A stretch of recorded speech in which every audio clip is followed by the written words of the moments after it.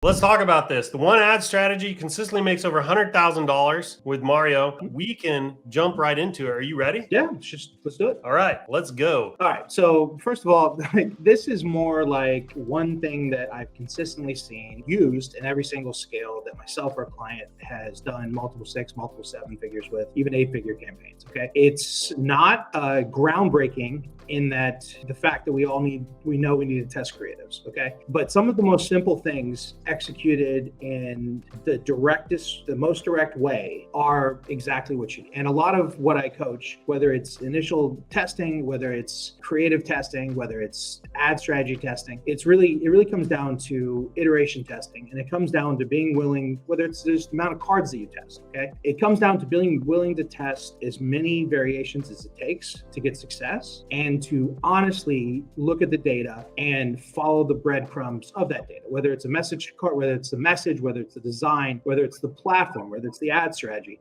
In this particular call, we're going to talk specifically about creatives. In this zone of creatives with a ShineOn type product, it gets muddy in a good way because we have control over the design of the product itself. So sometimes the creativity that you're implementing could be something as simple as a background and a font change of a picture ad, and you're actually changing the card. Other times it's a different picture. Other times it's going to be a different video. Other times it'll be a different headline or Facebook primary text. But whether it's a dropshipping product, a print-on-demand product, specifically a ShineOn message card where we have more elements we can test, every time we've done high 6 figures, multiple 7 figures, it's been one of the key components that every single time there's been the successful student, especially the ones doing millions of dollars, have been willing to test more variations of creatives than everybody else. And it's honestly as simple as that. What we're talking about mainly here is broad reach products. Okay, so I don't care if it's a drop shipping product that's like a viral gadget. Okay, so my background before the last 2.5 years where it's been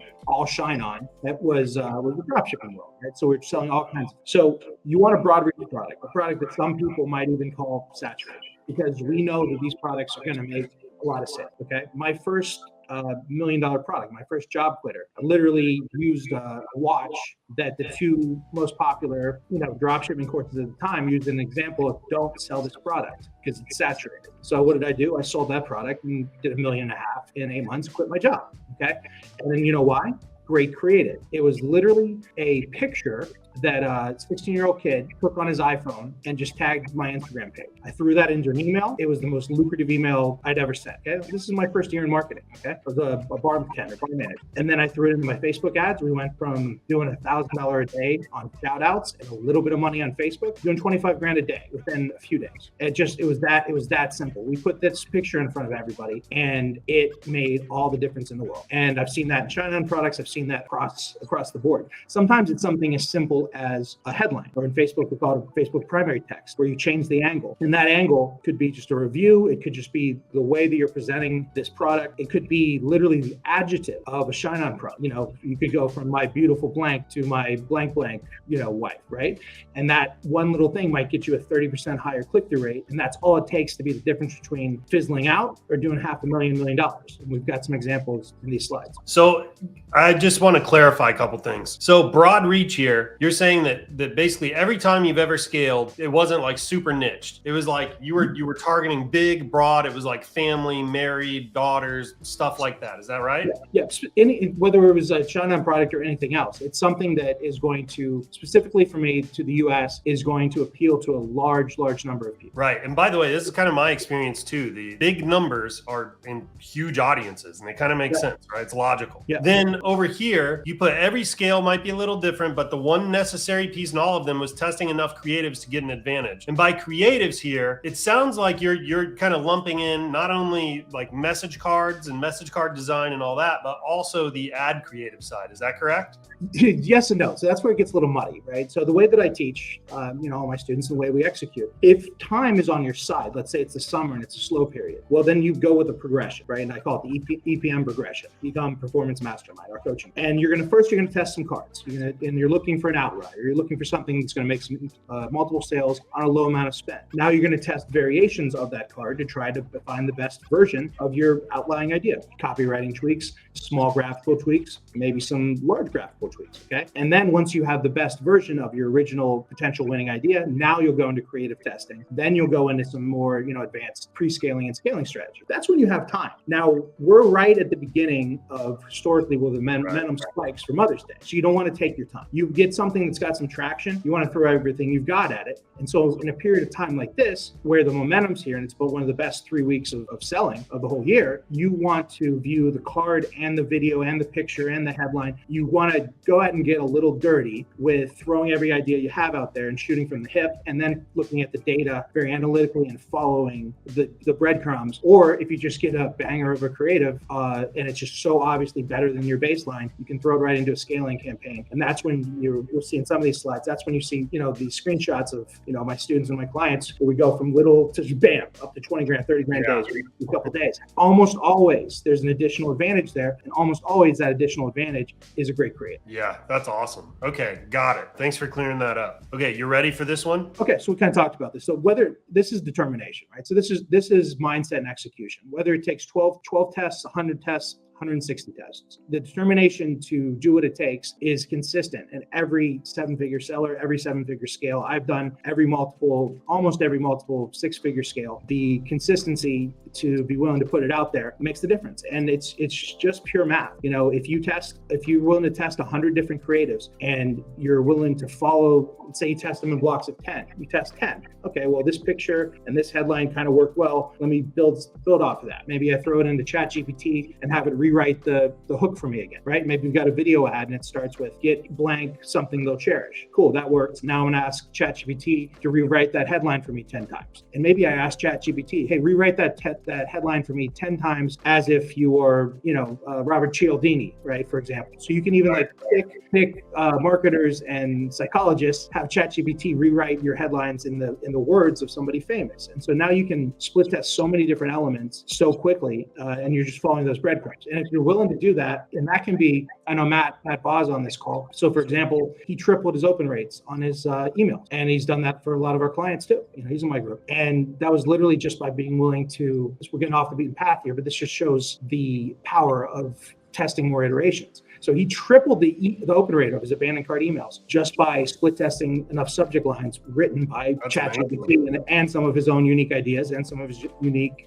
prompts that he asked for. And it's no different in your ad creatives if it comes to either a verbal hook in a video ad or a written hook in your primary text, your headline on top of the ad. If it's a verbal hook, you could be using a piece of AI software in your video, and you could literally just split test an infinite amount of verbal hooks in that first sentence of that video with a number of different AI voices, like in apps like I like Revoicer, I like Murph. Even Murph, you can even change the pitch of somebody's voice, right? So you might find a voice that sounds kind of like, that's pretty cool. Or you might find a voice that you're using in a video ad that's working. Well, then maybe you try that same voice at turned down 15% pitch, and then that same voice turned up 20% pitch. And you're testing everything you can possibly conceive of to get that creative to the point where you're at a ROAS that you can, get up to 10 grand, 20 grand, 30 grand, $50,000 a day, as high as your budget, and then the marketplace will let you go. So this is worked with crappy websites with not locked in funnels if the creative's strong enough to carry the whole thing. And it's worked with very mature websites that have very dialed in offers and optimization, right? So you can break in a new account on this. You can,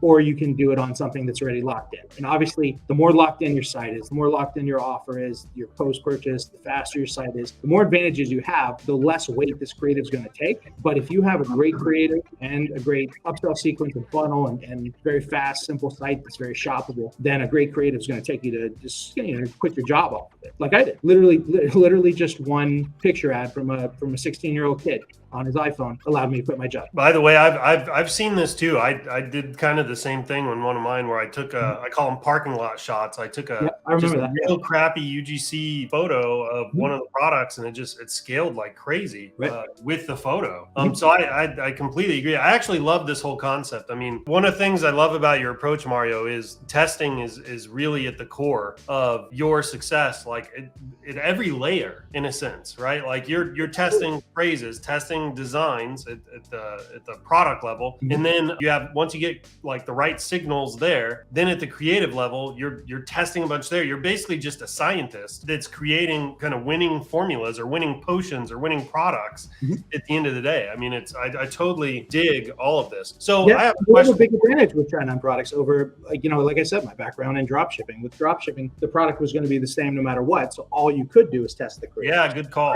When I saw that, I was like, well, I know this can be done. All right. So ShineOn's moving this amount of units. It took me a couple of months to figure out, what kind of phrases and legibility make these products move. I had misconceptions I had to get through in the first couple months. But after that, it was like, all right, well, this is frankly going to be twice as easy. And luckily it turned out to be, because not only can I split test as many creatives as it takes, I can split test as many backgrounds, as many fonts, as many copyright rewrites, as many little pieces of clip art, as many color scheme variations. There's so many things that we can test on the card itself and then stack with the creative that it's literally like, if you're stubborn and determined like me, you can make it work. Yeah, dude, that's a really good point. I actually never thought of it that way. Obviously, if you're drop shipping or like even brands, like I actually did some agency work for a long time, and you'd be marketing for companies that have one product. And the only way you can get the marketing side dialed in is through creative testing at the ad level. But you're totally right. It is like twice as easy with print on demand, because you also just get to test a bunch of products too. I never really thought of it like that, but it makes a lot of sense. Yeah, brands are super hard. I respectfully have to turn down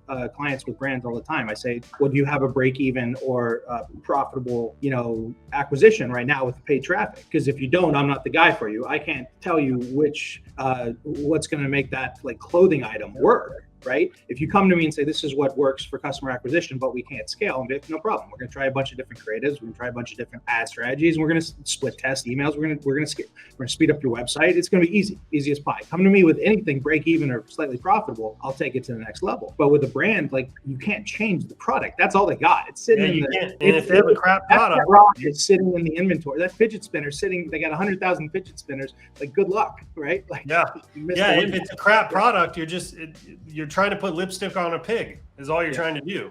So I have a question for you, for like anybody that's new in the audience listening. I want to give them kind of a vision for the determination, the grit, the focus they need when it comes to this testing. So at the product level, and I'm going to ask about the ad too. At the product level, like, how many phrases, let's say, designs, whatever, should they be prepared to test to find a winner? Just throw a number out there. You say as many as it takes. No problem.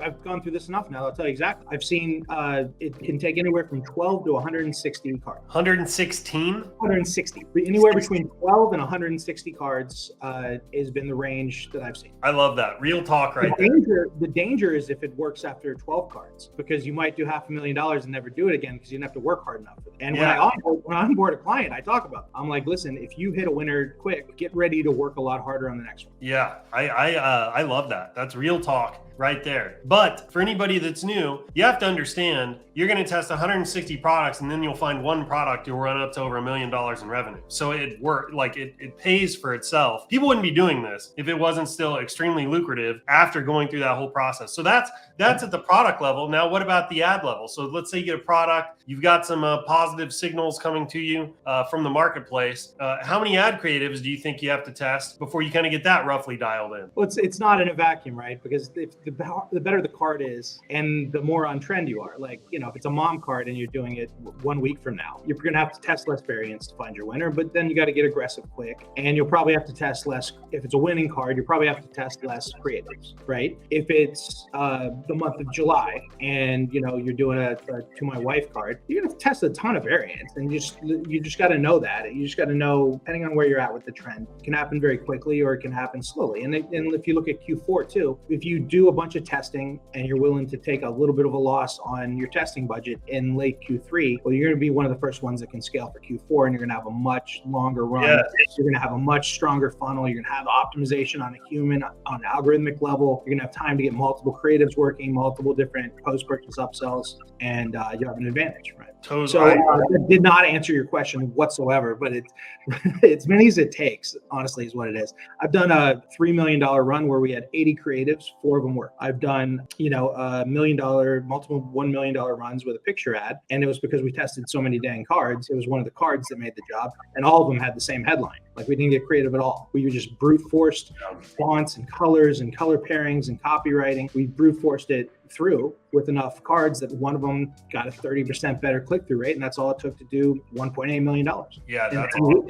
Right? Yeah. That's awesome. And keep in mind, if you're new, like, let's pretend you're the person that has to test 160 designs before you find a winner. It doesn't mean that 0 through 159 are all just complete losses. You're probably going to have some in there that'll get some sales, but you still lose money. Some that break even, some that maybe even are profitable, but you just can't get to scale like Mario was talking about. You got to define success too, right? So if I define success at multiple 6 figures to multiple 7 figures, that's the numbers I'm talking about, right? So like if your bar is just less than that to define success, to do $50,000 on a run or something like that, it could be a lot less variance that you have to test, right? But you might get stuck at $1,000, $2,000 a day or something, making a few $100s a day, and there's nothing wrong with that. That's great. And then maybe the next time you go bigger. You go, I'm going to test 5 times more cards, 5 times more creatives for my next scale. And we're going to take it to the moon. Yeah, totally. Okay, cool. So I think we kind of covered creative testing here. You ready for the next one? Okay. So here's in a Facebook ad what's going to move the needle the most. Okay.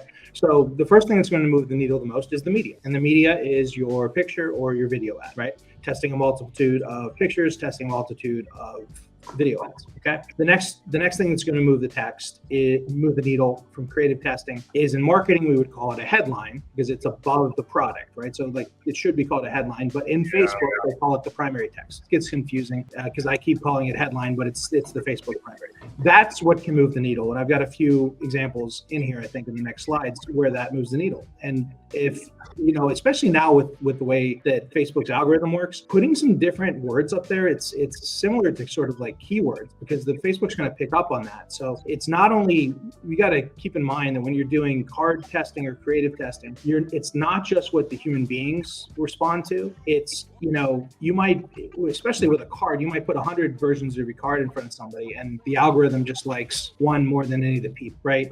And the same thing happens with the Facebook primary text. If it's truly a different angle and it really is eye-catching, and it gets them to read the card, it evokes emotion with them without being too distracting from the message itself. If it's some sort of unique angle, you can move the needle. Especially once you're onto a winning card, every small tweak is going to move the needle a little bit. And if you get 101% improvements, you do it 100% better, and that's totally millions of dollars. And I did 10 grand at break even that one. Yeah, totally. Yeah. And then the headline, which should be called something else, but Facebook calls it a headline. And there's also a description field too that matters a little bit less, but the headline and description are kind of the same thing. That's your text down at the bottom. You can certainly get improvement there, especially into an event where there's urgency, right? Like, order now for guaranteed delivery, fast free shipping.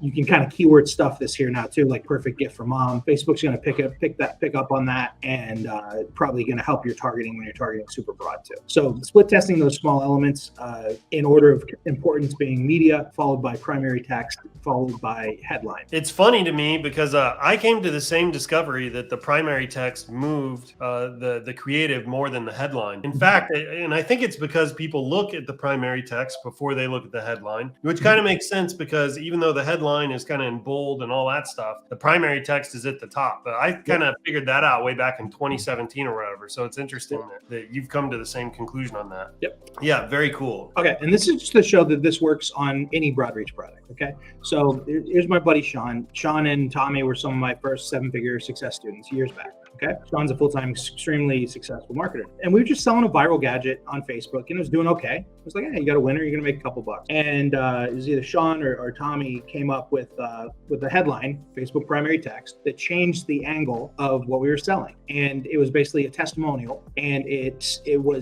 spoke to the buyer of these products, which at first you think, all right, who's the person that's going to receive this viral product and like to use it? And most people in the space were speaking to them. And this is a dropshipping product that's probably done 50 or $100 million. I see it all over the place still now. And this is what, 4 years ago. Well, the headline that worked the best, the primary text, above the fold, that worked the best did two things. It encouraged somebody to buy more than one of the product because it said, I bought two of blah, blah, blah Nice. blah, blah. And it turned the product from a neat gadget into a problem solving product. So it was, I bought two for blah, blah, blah, and they didn't blah, blah, blah. And it spoke to the buyer, right? It spoke to the mother that might have been buying this gadget for the kids, not the kid itself, themselves. And so now the mother, it became like, oh, great. I want my kids to have or do that. Oh, and I need to buy a couple of them. So the AOV went up, the conversion rate went up, cost per click got cut in half. And we did a quick like million or 850,000 in by the end of that Q4 before they disabled the business manager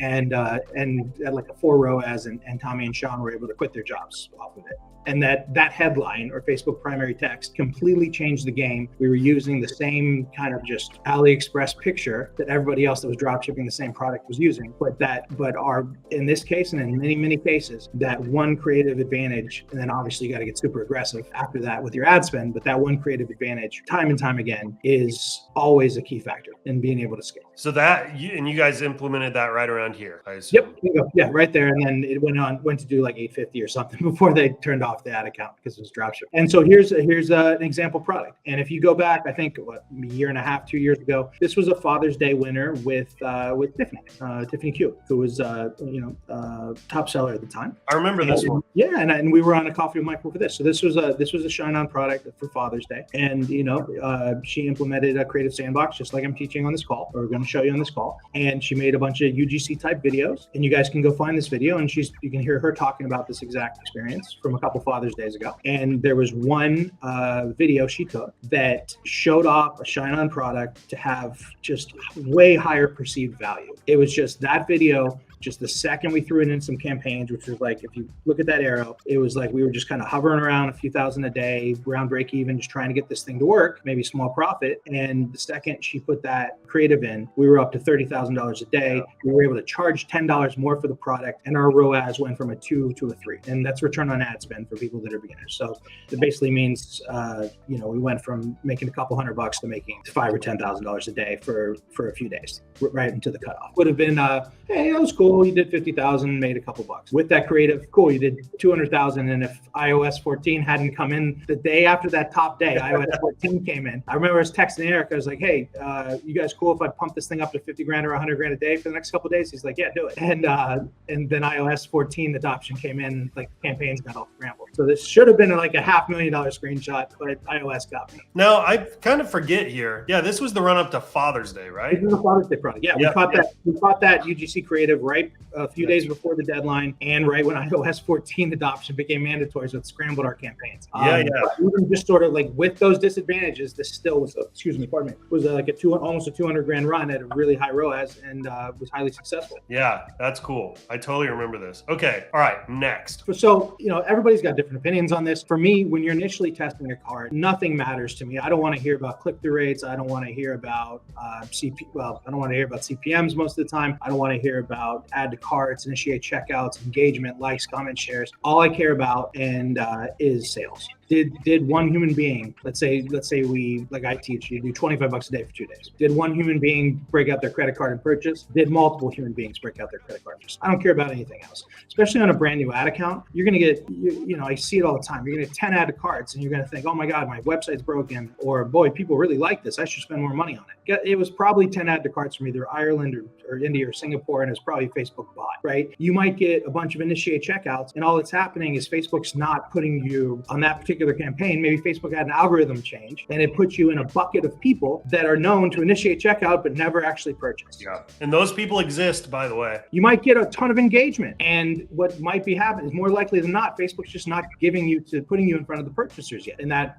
particular campaign, on that particular product, on that particular ad account. Now, in some cases, sure, that engagement might be a sign that people want to buy. Sure, but in initial card testing, I don't care about anything but sales. When we get into the point point where we have a break even or winning product and we're trying to push it into better stats or profitable stats, I'm going to start to care about other stats. I'm going to start to care about, what we're paying for a click, what our link click-through rate is. Because if you know that when people come to your website, they're converting, and you throw a better creative in front of them, that's the difference between break even or a small scale or a small loss and a gain. But it's a trap, and I see it time and time again, to get stuck in reading KPIs based on very key performance indicators, add to cart, link clicks, all these things. It's a trap to get stuck in those when you're spending a relatively small amount of money on any. I agree with this. And some people have success analyzing those KPIs in small amounts of money, and great. If that works for you, that's awesome. For me, and for to maintain the success rate I can with everybody from beginners to experts, it works better for me to get people results by saying ignore all that. All I care about on your initial testing: did somebody bring out their credit card, a human being, and buy,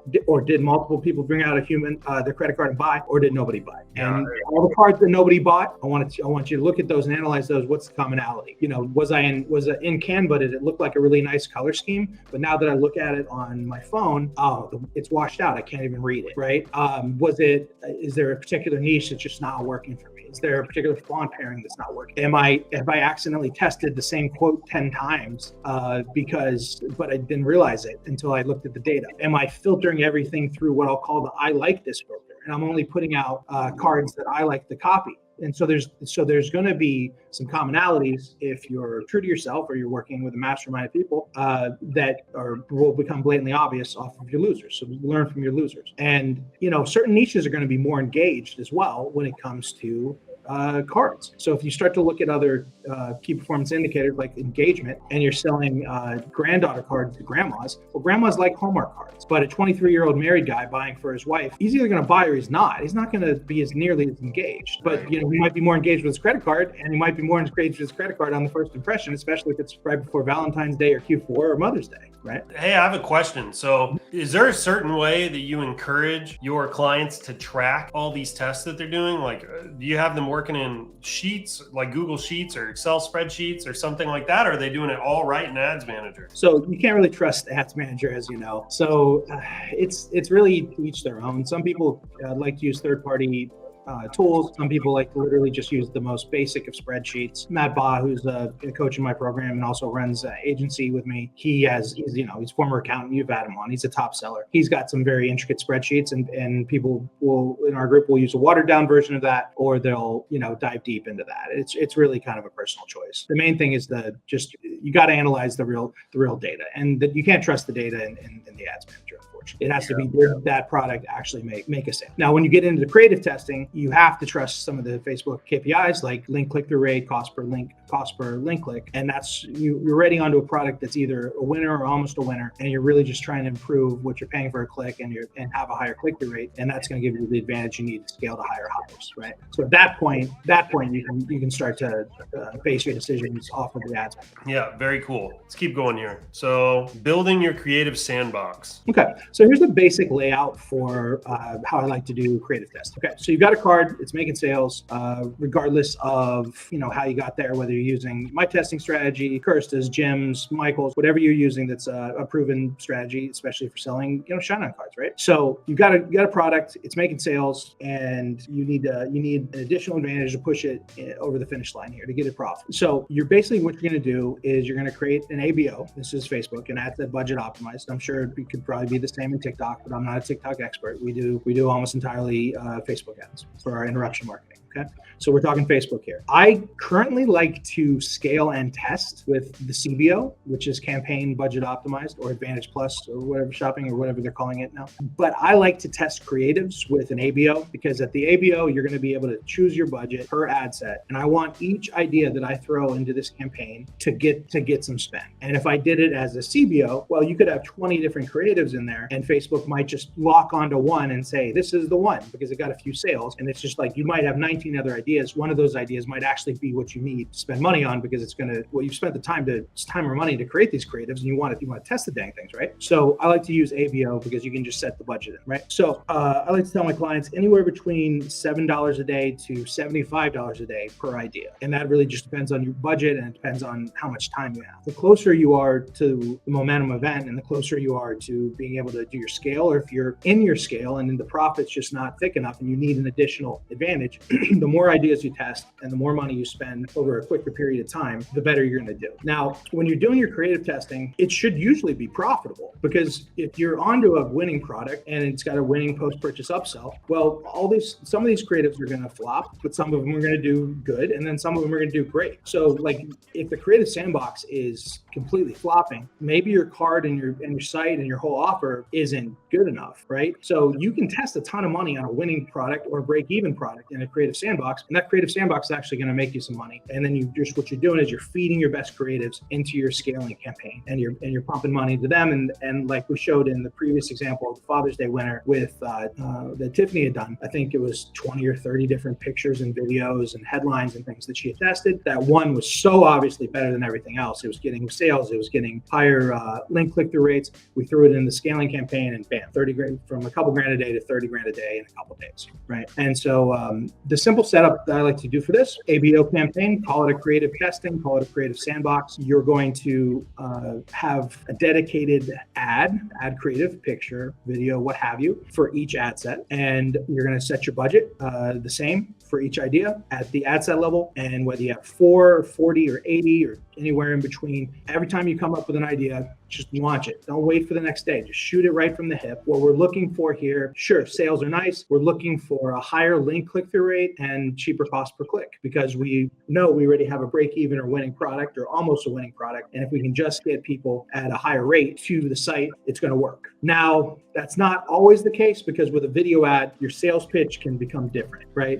So you do want to look at purchases as well, because if you change the angle, like if you go from a picture ad that's kind of almost working, and then you go to a video ad that's really starting to show off the product, you start to sell the product a lot harder. Like if you do a really nice pitch ad, well, then the fact that you were able to pitch that product, that's the reason that one worked. But at the end of the day, does it really matter? You've got a product that's either working or almost working, and you get a creative that's better, and then it allows you to scale. And so just for clarity, you're saying that you basically just stack all these tests into a single campaign. So even as you think of new stuff, you're just constantly kind of adding to this campaign. You're not setting it up so that, the scheduled start time is the next day. You're just, as soon as you got it and you have it built, just fire it. I'm firing these off from the hip. Yeah, because I just want to get data. And you're limited to just $7, right? So it's you can do $7. You can do $7 a day. You can do $75 a day. It really comes down to what you're trying to accomplish and how much time you have. Again, we'll use the example of now to next week when things are heating up versus the summer when things are slow. In the summer, use time on your side. Use a smaller budget for your creative testing. Test more creatives. Let the information come to you. Now you got a winner and you're doing a few hundred a day or a few thousand a day, and you want to get up to 10, 20, 30, 50 grand a day. Spend more money, test more creatives, and you don't want to schedule them for tomorrow. You want that information yesterday, right? Yeah, absolutely. Yeah, this is cool. I dig this, man. For those that are watching, this might be a little deep, right? But I mean, Mario is, in some ways, he's doing some alchemy here at the ad level, because this is how you get to 6 or 7 figures. There is a point where this kind of leaves art, like being an art form, and becomes more of a science. This is really valuable stuff, though. Anybody that's been around for a while or scaled a few products knows how valuable this information is. So make sure you're taking notes and writing this down. This is great stuff. And I get a little jargony, sure, market jargony, and don't be intimidated by like that if you're a beginner, intermediate. At the very base level, what we're talking about here is the concept that if a product is break even or profitable, or even a small loss, just acknowledge the fact that if you make a creative that's good enough, people are going to buy that product because it's proven to make sales. You're just like maybe not profitable with it, but you're just under profitability. You're breaking even, or you're making some money and it just won't scale yet. But if you pitch that product with a better headline, if you pitch that product with a better picture, a better video, and better doesn't necessarily mean like higher production quality, right? No way. It might be a crappier looking UGC. Like it might be, you might have a really nice camera and that one like did okay, and then you use your grainy old cell phone, and then that one people respond to because people feel like it's a real testimonial from somebody. And so like, don't put them through the I like this video better. Sure, do some videos you like, do some that are a little grainy, do some pictures that you like, do some pictures that you don't like, do some messages that you like, some messages that you don't like. You don't want to get stuck in, especially if you relate highly to the receiver of the gift. that can be a trap. If you're the person that people are buying, you fit the demographic of the people that are receiving these gifts. Well, what you like and what the person buying the gift from might respond to and buy in a Facebook ad might be men are from Mars, women are from Venus. So just to put a point on this, I was running through a scale at one point and I decided to test a bunch of UGCs, and it just so happened to be around Christmas time. And my wife built like we had a really beautiful Christmas tree in our living room, and she had the presents all out. I mean, it was great. And so she took a bunch of these UGC images with the Christmas tree behind it, and like she had some like pine cones and stuff in there and like Christmas ornaments. I mean, like some of these images were amazing. It took her like 4 hours to do all these. And then we went into Photoshop and we cleaned them all up. And then I tested all of those. God love my wife. I know where it's going. The thing she spent 4 to 6 hours on against a picture I took where I ordered my sample from ShineOn, got it in my mailbox, took it out in the parking lot, opened her up, took a picture with like pavement and cars in the background. Yeah. I tested all of her images against that one, and mine crushed. It absolutely crushed all the others when it came to performance. So you have to be very objective about your testing. You can't fall in love with the stuff you're creating, right? You have to be willing to test a broad spectrum of things and let the data take you wherever the data takes you. Right. And one niche versus another, that is going to be more extreme than the other. In a particular niche, that creative you did versus the time your wife put in on the very nice creatives. In another niche at another time with the right angle, that one might have outperformed. But you can't make that assumption. And it's nice when the ones that don't take much effort take off, right? Yeah. Well, it depends on how you look at it. But yeah, I got you on that. Oh yeah, I mean, I think it's nice, but yeah, the person putting 4 hours into it might not. Yeah. Matt Baugh on the call here. His first $1 million card. He's got a quote from an interview I think my sister did with him, where he was like, my winner, I thought it was a pretty ugly card, but then once you start making a couple $1,000s in profit a day, all of a sudden it starts to look pretty good.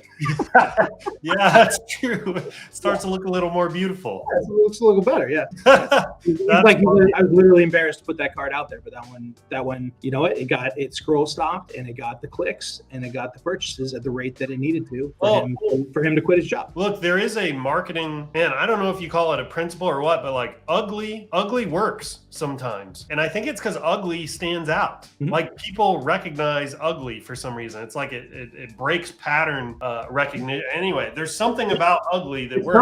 It's not always, right? Like my job quitter was a really nice picture taken with like the new iPhone came out, and the pictures were just like super crisp, and it was like Instagram traffic placement only, and like at that time a really crisp fashion type picture of a watch on Instagram was scroll stopping. Now it's not, right? Because everybody's got an iPhone with a great picture, so it's just not scroll stopping. At that moment in time, the fact that this kid took a really nice fashionable picture of a 50-cent AliExpress watch that I was doing free plus shipping of, it made it look like a great watch. I started converting it like 7.5% on the website. I could scale it as much as my ad account would let me, right? In that case, that prettier work. But I would say more than half the time, the overly pretty one is obviously in people's mind. They're like, oh, that's an advertisement. It's got production value to it. They're not consciously thinking that. That's what's going through their head. There's definitely no sacred cows here. For sure. I'm not implying, just for those listening, I'm not implying, try ugly because ugly works all the time. I'm just saying it might, you never really know. This is why you have to test like a broad spectrum of things. And then you have to be relentless about following the data. Even if the data leads you somewhere, like down a path that like you didn't think would work, or you had some kind of bias against, the data is the data. I mean, if that's where the money's at, you got to follow it to the honeypot, right? Yep. So, and that's what I like the coining of this as a creative sandbox. I think I borrowed that from a dropshipping kid from here a few years ago. I can't remember his name. But the idea is here, play in your sandbox. Like don't every time you have an idea, throw it out there. If you're doing some spy research, maybe it's in the ShineOn niche. Maybe it's like just like you see something on TikTok that's like, oh, that's kind of an interesting angle. Throw it in that sandbox. Just do it. Just do the thing. Throw it in there. Play in your sandbox. Play in your sandbox. I dig that. I really like that. I'm probably going to be borrowing that. Use it. Yeah, I think I borrowed it too. Yeah. I'll give you credit. Okay, so what do we got here? Yeah, follow the breadcrumbs. Okay, so you're playing in your sandbox. You got an idea or an angle or a picture or a video or a headline. Something is catching traction. Don't just stay there. Okay, so cool. I got something that's working. Maybe it's helping me scale some. Go deeper. What is working there, right? Like, let's say it's an AI voice. Let's say it's working. Okay, well then let's look at, we got this 30-second, 45-second video. Somebody's opening a box. Somebody's saying some kind of hook. Then they're reading the message, and then there's some kind of call to action. All right, well, we'll throw that whole script into ChatGPT and ask it to rewrite it for you as an experienced marketer would, and test a whole bunch of different versions of that with that same AI voice. By the same token, you have an AI voice or a personal voice. Try some different voices. Try some different background music. Start to change small elements of your best creative. So you got your best of your best card. It's on trend. You got your sandbox. You've got your best new creative. Don't just rest on your laurels there. You've got that best new creative. Make version 1 through 8 of my best creative. Start doing maybe it was the picture ad or there's the video ad that moved the needle, and now you're starting to scale. Okay, cool. Now maybe I'm going to do 20 different headlines or Facebook primary texts of that same video ad. Guess what? You're going to be playing in your sandbox, and all you're doing is hitting duplicate and throwing in just copy and pasting from ChatGPT. Or there's a Chrome extension out there that's like $19 a month from my friend Anthony Mastalone, where it's just a Chrome extension. It just feeds right into ChatGPT. You can hit copy paste.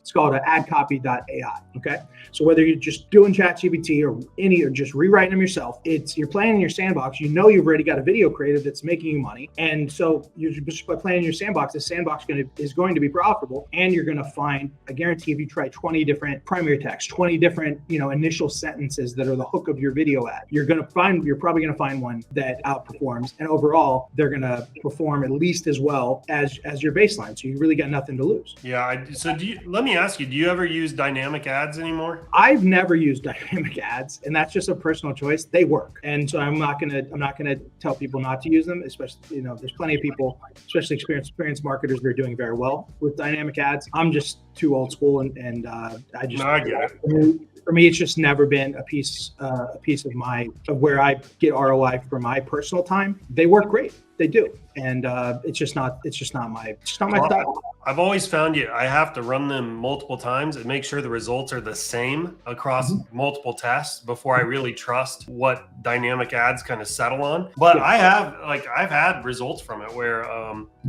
it does seem to work the way they say it does. I just gotta validate it. I'll say this: it's usually an experienced marketer that is getting results from dynamic ads. Whereas as a coach and consultant, most of the people that come to me are beginners or intermediates. And so there's so many core things that they need to focus on to get success. Sure, just let me help you do things simple. Do your first $500,000 or $1 million, and then complicate yourself with all sorts of product feeds and third-party tools and everything else, and improve your performance. Great, awesome, but I've got to think about anything that I add into what I'm teaching, whether it's for free or in my paid group.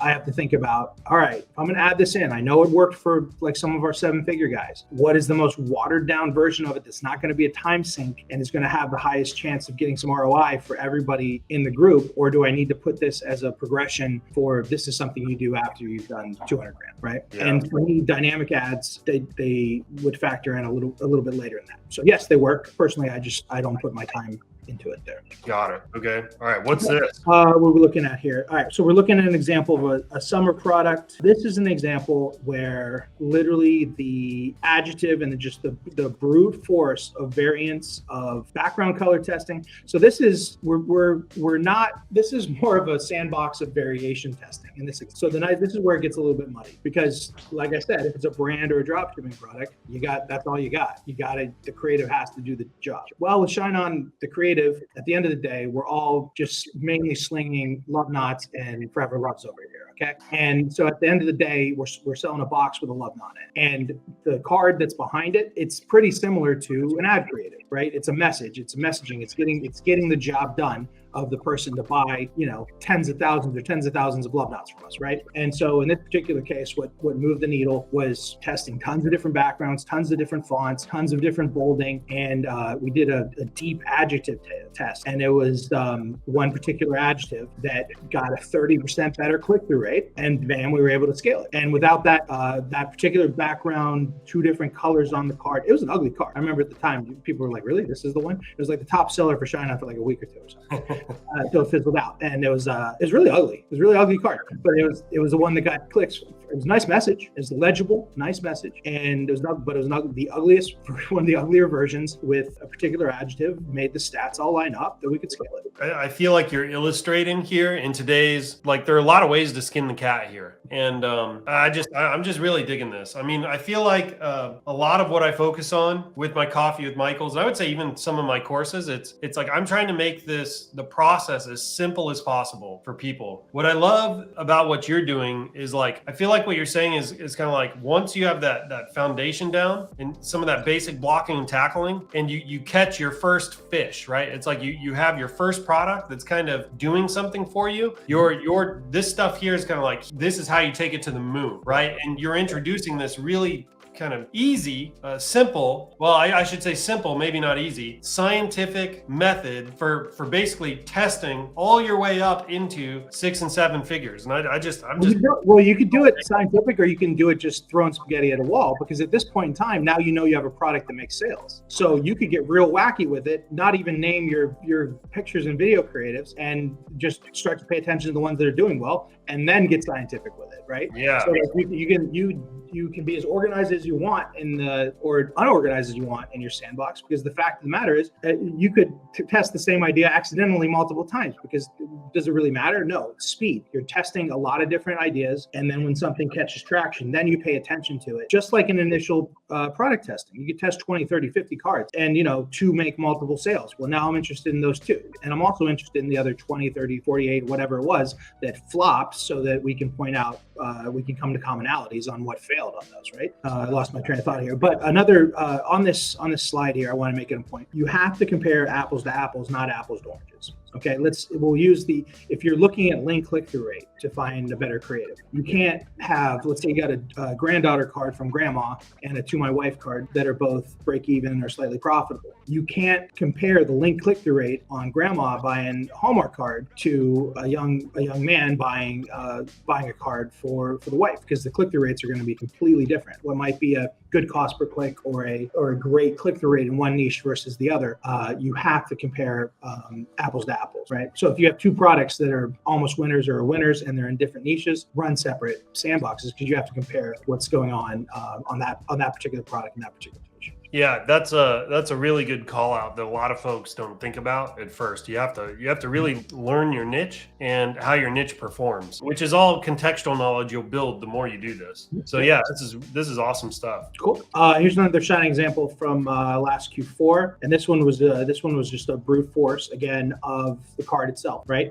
And so when we think about creatives, especially if you think about the creative process with a picture ad, you're going to be able to move the needle in a picture ad a lot more with small tweaks to the actual card design, different background, different posing colors, different fonts of the gift receiver in the picture ad. When you go to a video ad, well, now you're actually selling the whole product, and some of these small tweaks might not move the needle as much. Like the difference in a big font in a video ad might not move the needle as much as like a big ugly font in a picture ad might be the one that gets the higher click-through rate, right? So this was an example of just brute force variation testing of the card itself from a copywriting point of view and of a color scheme and background point of view until the stats lined up and then just flourished. I'm not sure what bullet points I put in here. And then this goes back to the second point, goes back to our additional advantage. When you think about when you're in a momentum event, sure, if it's slow, you can work on the card first, work on the copywriting, work on the graphic layout, and then work on the creative. But when we're in a momentum event like Q4, Mother's Day, what have you, kind of got to look at all of it as sort of the same, because the advantage we have with ShineOn is the colors, the words, all that is a creative to move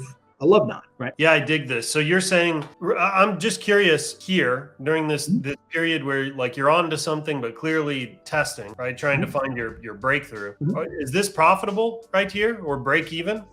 Slightly. Yeah. Until we got that winning variant, and then also did some optimization and then floored it. Yeah, that's awesome. I dig it.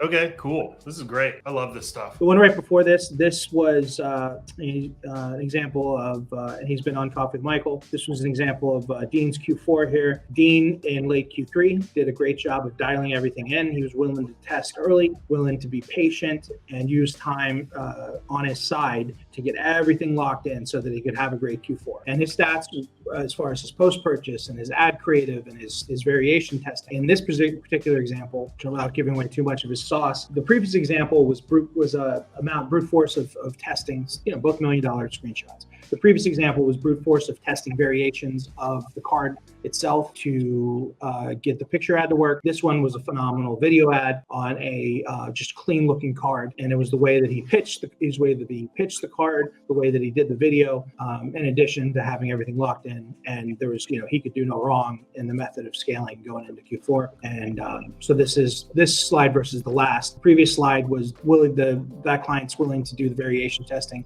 necessary in a picture ad of the card, mainly graphical, slight tweaks that would seem ridiculous. Like, hey, I just tested 100 versions of the same exact card. What the heck you got me doing, Mario? Well, it works, so just do it. Okay.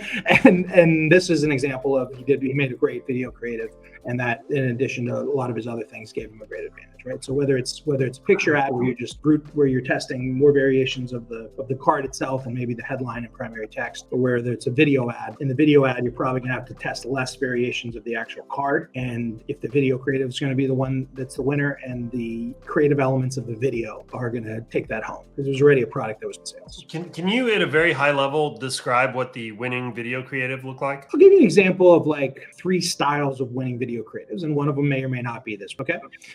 You've got your, and Jim, I think, teaches this one. You've got the hook, like, my daughter's hard to buy for, and then, opens the card and reads the message, and then talks about how nice the box is and the LED and what's on the actual, what white gold covered love knot necklace, what have you. Supplies are limited, shop now, click. Okay. So it starts with some sort of, hey guys, get this for this, or like just some sort of audio hook that you can go for. And then it shows off then it opens the product, or it zooms right into the product, and somebody's reading it. And then you actually pitch the product itself, and then you go to call to action. Okay, a shortened version of that. You do a hook, you show the product, and you skip the part where you talk about the product at all, and you go right to supplies are limited, buy it now. And that ends up being a shorter video. So you give them an audio hook, and you read and you sell the message. And then when they land on the product page, in that case, the fact that it's a nice piece of jewelry justifies the price. Okay, so you got the one where you hook them in, you read the message, and you sell the product, and you call to action. You got one where you hook them in and you read the message right to the sale. Okay. And then you've got more of and John Burgess made a post about this in the ShineOn group a few days ago. You've got the video style that takes a little bit more work, where it's an actual human being that's like receiving the gift, and that's part of your hook. And then that can lead into one of the other 2 videos that I talked about, or it can go sort of in its own direction, right? So in all video creatives that we've seen, the phrase is being written. Okay. All winning video creatives that I've seen and used, and how you use that with what audio hooks and your human voice or an AI voice, how hard you sell the actual product itself. I remember maybe it was a Father's Day or 2 Father's Days ago that Jim Cremella made just an awesome video selling the Clockwork watch, the more expensive watch that you guys have. And I know he got that to some amount of scale. And it was just that video was the whole reason that watch would sell for a couple $100. Like he really pitched the watch. And so when you're doing a video ad, you can really pitch the product, or you can just lean on the phrase itself and the sentiment. Whereas when you're doing a picture ad, you're really just leaning on the design of the card to be scroll stopping enough, and the legibility and the phrase itself to carry the whole thing until the point where they make their buying decision, right? So that's in a roundabout way. That's like how you really got to think about it. Like in a video, you have different angles that you can pitch. In a picture, granted, some UGC pictures will move the needle, and that might be all that it takes. It might be a parking lot shot, it might be a stage shot, it might be something very similar to the stock photo from ShineOn, but the algorithm just decides to give it more love. Because we got to keep that in mind. Like some of this is just being willing to test enough variants, whether it's the card or the creative. Part of it is the algorithm, right? So the more product, each time you change a little tweak on a product, like forget creatives, just think about variations of your card. If you put 30 variations of that card, they all seem the same to you as a human being, and other human beings may react slightly better or slightly worse. But we don't know what the Facebook algorithm does for math, but having spent day in and day out with it for years, the more products you show it that convert at a high rate, it's going to give you better traffic. It's like, hey, this guy, this girl, they have multiple products that convert. Their website converts higher. Are we going to give the click to them, the impression of a potential purchaser, or are we going to give it to somebody else? And so part of what's happening here with variation testing is you're putting more and more stuff out there that actually like human beings are reacting to. The algorithm's picking up on that. You're putting more and more versions and variations of things that people are actually purchasing, or at least showing buying behavior for, and clicking at a higher rate, spending more time on your site. Like the algorithm's tracking all this stuff, and it knows that your material is better and it's improving. Yeah. And you're going to perform better in an auto auction or a manual auction. You're going to perform better, partially because what you're putting out is better, but also the fact that you've done more of it. And you're also spending more money on Facebook at this point. Yeah, Facebook, it's boomerang money. Facebook, you're getting more positive. Your credit card's going through more successfully. Like Facebook's getting to know you. You're not getting negative feedback because you're fulfilling through ShineOn. You got like a 1% return rate, and Facebook's like, oh, this is an above average e-commerce store to send people to. They're not complaining. And so if you feed them, they're going to give you better traffic because you're giving it, even if it's like looks the same to you, you're giving it more good stuff. Yeah, Facebook's definitely going to play favorites here. This is why I tell everybody not to copy other people's designs, right? It's because Facebook already knows who their preferred, marketer is pushing a specific product or a specific angle. And if you come in literally just kind of being a copycat, you're just going to get run over. I mean, Facebook's just going to go, hey, thanks for the freaking money you're throwing my way, but they're not going to give you any special favors on it, right? They already have their preferred marketer that's spending a shit ton of money and converting really high on that specific product, right? So Mario, thanks for coming on, man. Man, always a pleasure. Always a pleasure. I hope you guys got some value from it, and go out there, test some creatives of your winners, and make some money.